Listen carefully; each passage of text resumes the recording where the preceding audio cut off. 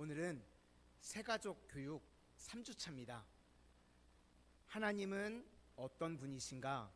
그리고 하나님과의 행복한 만남, 예배, 그리고 문제 해결의 열쇠, 기도라는 제목으로 하나님의 말씀을 드리도록 하겠습니다. 먼저 우리가 믿는 하나님은 어떤 분이신가? 우리가 이 땅을 살아가는 동안 세 가지 눈이 있다고들 이야기를 합니다. 첫 번째는요, 육안입니다. 우리의 육의 눈으로 보는 이 겉에 보이는 것들이 있죠. 그것을 육안이라고 합니다. 두 번째는요, 지안이 있습니다. 그렇죠? 학문을 통해서 남들이 보지 못하는 것을 보는 것, 그것을 지안이라고 합니다. 그리고 우리 믿음의 사람들에게는요, 한 가지 눈이 더 있습니다. 영안입니다. 이것은 믿음의 눈으로 영적 세계를 보는 것입니다. 간혹 신앙생활을 이제 처음 하실 때요, 그렇게 말씀하시는 분들이 계십니다. 하나님을 내 눈에 보여주면 믿겠습니다. 하나님을 내 눈에 보여주면 믿겠습니다 하는 분들이 계시죠. 그런데 우리가 믿는 하나님은요, 영이시기 때문에 육의 눈으로는 볼 수 없으신 분입니다. 요한복음 4장 24절에 하나님은 영이시니 예배하는 자가 영과 진리로 예배할지니라. 우리가 이 땅을 살아가는 동안요, 육신의 눈으로 다 보이지 않습니다. 우리가 공기나 전기나 전파가 눈으로 보이나요? 보이지 않습니다. 하지만 우리가 공기가 눈에 보이지 않는다고 해서 없다고 말하는 사람은 없죠. 공기가 없으면 어떻게 될까요? 다 죽습니다. 그렇죠? 아마 5분도 못 버티고 다 죽을 겁니다. 전파가 없다면요, 핸드폰도 사용할 수가 없습니다. 그러니까 전기나 전파, 공기가 눈에 보이지 않는다고 해서 없다고 말하는 사람은 어리석은 사람입니다. 우리 하나님이요, 우리 육신의 눈으로 보이지 않는다고 해서 없다고 단정짓는 것은 어리석은 사람이라는 것입니다. 그러면 하나님은 어떤 분이신가? 첫째로 하나님은 창조주 하나님이십니다. 제가 길을 가다가요, 핸드폰을 주웠습니다. 그러면 그것을 보고 제가 생각합니다. 야, 이게 비바람이 불더니 쇠붙이가 저절로 달라붙어가지고 이 핸드폰이 이렇게 만들어졌구나, 저절로. 그렇게 제가 생각을 한다면 제 생각에 동의하실 수 있으신가요? 없으시죠? 그렇죠? 핸드폰이라고 하는 건 누군가가 반드시 디자인을 하고 계획해서 만들어지는 겁니다. 여러 가지 쇠붙이를, 온갖 쇠붙이를 집어넣고요, 보자기에다가요, 몇천 년을 흔들어도요, 핸드폰이 나오지 않습니다. 그렇죠? 그런 기계는요, 누군가 반드시 기획하고 계획하고 디자인을 해서 만들어내는 것입니다. 우리가 살고 있는 지구, 그리고 온 우주가 그렇습니다. 해와 달, 별들, 각기 궤도를요, 질서를 따라서 움직이고 있습니다. 이것이 우연히 저절로 만들어졌을까요? 그렇지 않다는 것입니다. 시편 8편 3절에 주의 손가락으로 만드신 주의 하늘과 주께서 베풀어 두신 달과 별들을 내가 보니 사람이 무엇이기에 주께서 그를 생각하시며 인자가 무엇이기에 주께서 그를 돌보시나이까. 그러니까 우리 하나님께서 말씀으로 온 천지를 창조하신 줄로 믿습니다. 두 번째는요, 우리가 믿는 하나님은 사랑의 하나님이십니다. 로마서 5장 8절 말씀에 우리가 아직 죄인 되었을 때에 그리스도께서 우리를 위하여 죽으심으로 하나님께서 우리에 대한 자기의 사랑을 확증하셨느니라. 우리가 아직 죄인 되었을 때에 하나님께서 우리를 너무나도 사랑하셔서 독생자 예수님을 십자가에 내어주셨다고 말씀하고 있습니다. 한 비천한 소녀가 한 시골 마을에 살고 있었습니다. 그런데 하루는 그 나라를 다스리는 왕이 지나가다가 그 여인을 보고 사랑에 빠졌습니다. 그 여인은요, 왕가의 혈통도 아니고 제대로 된 교육도 받지 못했고 누더기 옷을 입고 살아가는 한 총구석의 여인에 불과했습니다. 그런데 이 왕이요, 자꾸 그 여인이 떠오르는 겁니다. 잠을 자려 그래도 눈을 감아도 아른아른거리고, 밥을 먹으려고 그래도 자꾸 얼굴이 아른아른거리고. 왜 그렇죠? 사랑에 빠진 거죠. 네. 사랑 안 해보신 분들처럼 다들, 네. 사랑에 빠진 거죠. 그래서 왕이 참모들에게 묻습니다. 내가 그 시골 여인을 사랑하는데 어떻게 했으면 좋겠냐. 그랬더니 참모 중에 한 명이 이야기합니다. 왕이시여, 바로 명령을 내리십시오. 왕은 이 나라의 왕 아니십니까? 왕이 바로 명령을 내리시면 누구든지 왕이 하신 그 명령에 순종하게 됩니다. 그렇죠. 왕이 명령을 내리면 백성들이 따르게 되어 있습니다. 그런데 왕이 명령을 내려서 그 여인이 결혼을 하면 왕을 사랑해서 결혼을 하는 걸까요? 그 명령이 무서워서 결혼을 하는 걸까요? 아마도 사랑이 아니라 명령 때문에 무서워서 결혼을 하는 걸 겁니다. 그래서 왕이 다른 의견이 없냐고 묻습니다. 그랬더니 한 참모가 또 이야기합니다. 왕이시여, 그러면 먼저 그 소녀의 지위를 격상시켜 주십시오. 그리고 온갖 금은보화를 줘서 왕의 마음을 얻도록 해보십시오 라고 제안을 합니다. 이건 역시도 그 여인의 지위를 높이고 온갖 금은보화를 안겨주면 그 여인이 왕과 결혼을 하겠죠. 그러면 이건 역시도 왕을 사랑해서 결혼을 하는 걸까요? 아니면 지위와 온갖 보화 때문에 결혼을 하는 걸까요? 이건 역시도 후자일 가능성이 있습니다. 그래서 왕이 결단을 내립니다. 왕의 지위와 입고 있던 옷을 다 내려놓고 누더기 옷을 입고 그 여인이 사는 마을에 들어가서 그 여인과 같이 생활을 하면서 그 여인의 마음을 얻기로 결심을 합니다. 지금 제가 말씀드린 내용은요, 존 오터버그의 이성을 넘어선 사랑이라는 책에 나오는 내용입니다. 하나님께서요, 세상을 이처럼 사랑하사 그 세상에 자기 이름을 넣으시면 됩니다.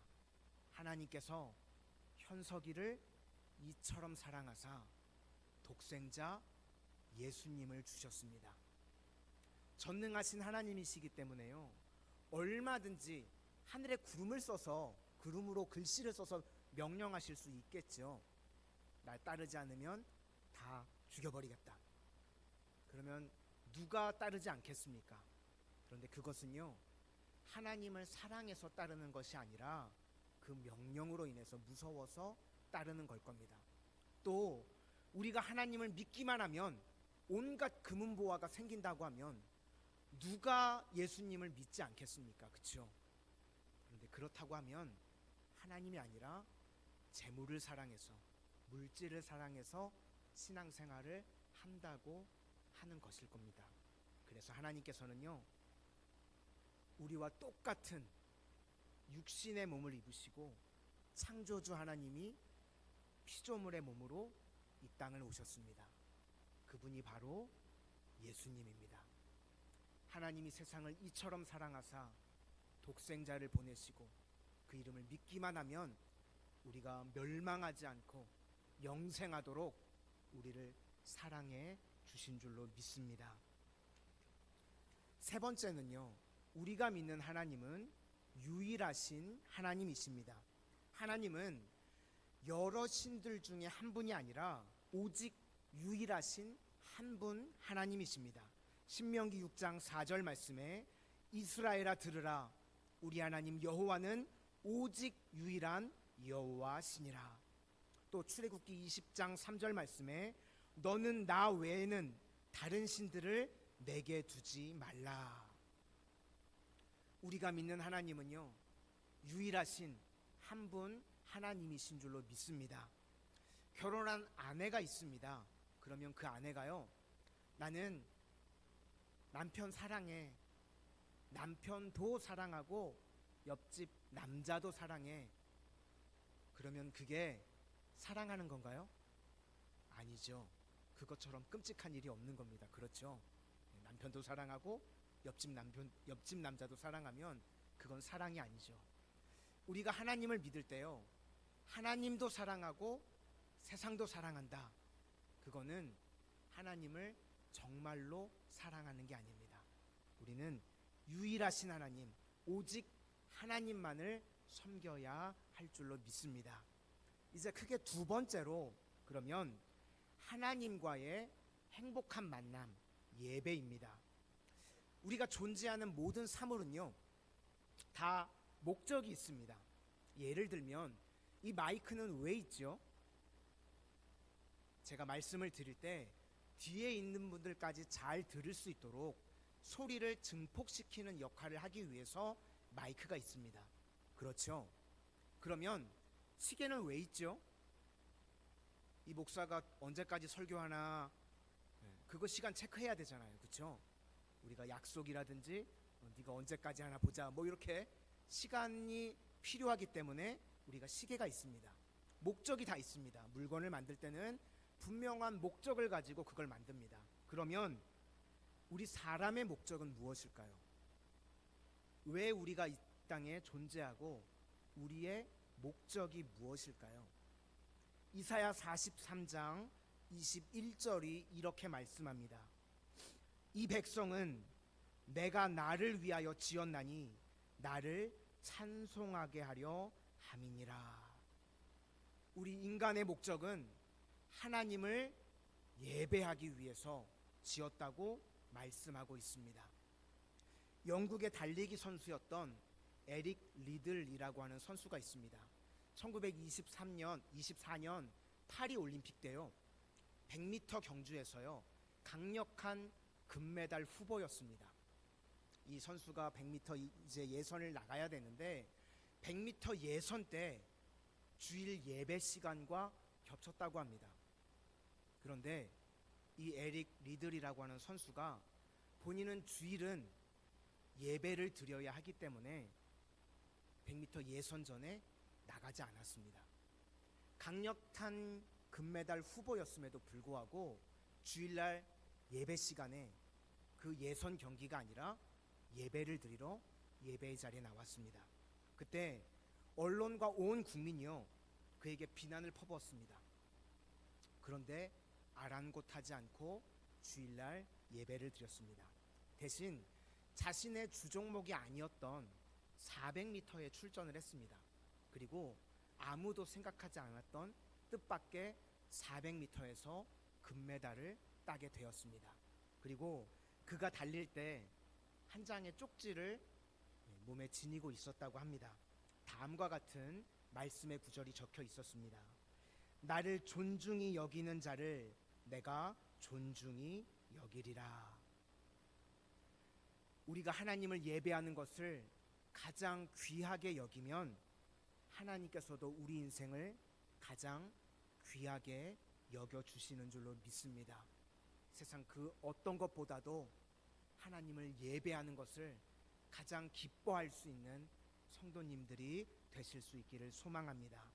마지막으로 문제 해결의 열쇠, 기도입니다. 기도는요, 하나님께 구하는 것입니다. 마태복음 7장 7절 말씀에 구하라 그리하면 너희에게 주실 것이요 찾으라 그리하면 찾아낼 것이요 문을 두드리라 그러면 너희에게 열릴 것이니. 어린아이가요, 필요한 것이 있으면 부모에게 구합니다. 말을 못할 때는요, 울기도 하고 떼를 쓰기도 하고 필요한 것을 구합니다. 신앙생활을 처음 시작할 때 여러분, 우리도 마찬가지입니다. 우리 인생에 필요한 것들 하나님께 구하는 겁니다. 그러면 하나님께서 우리의 필요들을 채워주실 줄로 믿습니다. 우리 교회에서 이제 신앙생활 하실 때 인생에 필요한 모든 것들 하나님 앞에 구하실 수 있기를 바랍니다. 그러면 하나님께서 그 필요대로 우리 삶 가운데 채워주실 줄로 믿습니다. 또 기도는 내 모든 문제를 하나님께 맡기는 것입니다. 이제 예배를 드려 나올 때 세상 가운데서 환난, 걱정, 근심, 염려 다 하나님께 내어 맡기는 겁니다. 예배를 드릴 때 걱정도 내려놓고 근심도 내려놓고 환난도 다 내려놓는 겁니다.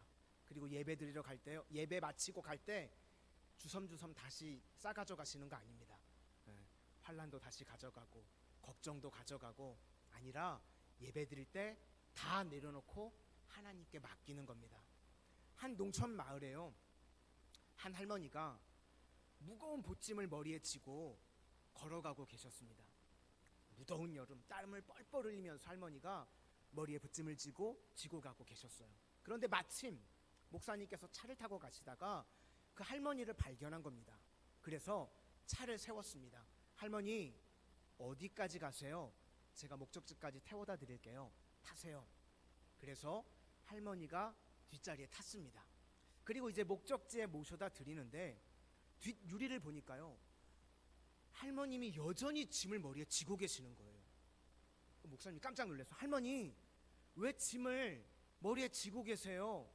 그랬더니 얘기하는 거예요. 아유, 젊은 양반, 차에 태워준 것만 해도 고마운데 어떻게 짐까지 옆에다 내려놔? 이 말이 맞는 이야기일까요? 아니죠. 차에 탔으면 짐도 내려두는 겁니다.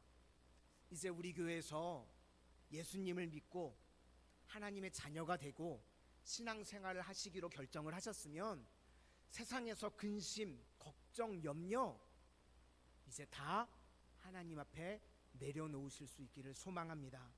시편 37편 5절 말씀에 내 길을 여호와께 맡기라. 그를 의지하면 그가 이루시고. 내 인생의 모든 문제, 걱정, 염려 이제 신앙생활 하실 때 하나님 앞에 다 내어 맡기실 수 있기를 바랍니다. 그러면 하나님께서 인도해 주시고 문제들을 해결해 주실 줄로 믿습니다. 우리가 믿는 하나님은 창조주 하나님이시고 사랑의 하나님이시며 또 유일하신 한 분 하나님이십니다. 그분이 우리의 예배를 받기를 원하시고 우리의 기도를 듣기 원하십니다. 앞으로 우리 교회 안에서 신앙생활 잘하셔서 예배생활 잘하셔서 하나님을 만나고 기도생활 잘하셔서 기도의 제목들마다 응답받는 축복의 성도님이 되시기를 주님의 이름으로 축원을 드립니다.